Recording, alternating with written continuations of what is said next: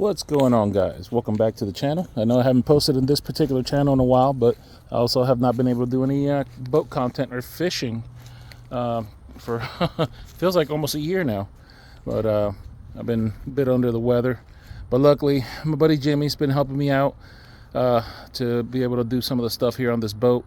But I did want to show you one trouble thing that's been bothering me since the day we got the boat is those pesky alarms. So I kept getting originally I kept getting an overheat alarm and a oil injection low level alarm. So on this particular boat, this is a 2023 Glasstream 24 footer, 242 ccx or something like that. And this one's been modified. This actually has twin 150s. Normally they come with a single 150 outboard. These are the Mercury saltwater EFIs. I'll just walk around this side here real quick. But yeah, this little guy here. And I got Jimmy coming out here in just a moment. He's going to take the cover off for me. But what we're going to do is verify, let me replace that. We have already verified that oil is making it there. The problem is the floats inside the old tanks. So let me get him to come out here real quick. We'll take these covers off and then I'll go ahead and show you. All right, he's got the covers off here. Come through, you're gonna see here is your oil reservoir. This is a secondary reservoir. There is a three gallon primary underneath here in the boat that feeds from there to this little guy here. So what'll happen with these tanks, they have a magnetic float that sits in the oil.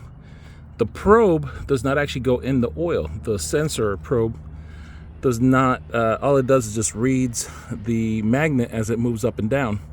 So what happens with a lot of these is that magnet will get stuck after time and it'll think that it's reading low oil, but really it's just stuck here and you're full.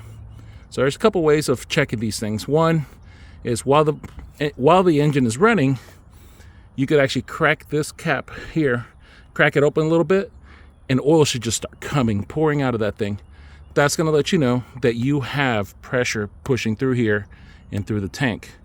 So you're getting that alarm, you should be fine. There shouldn't be no problem.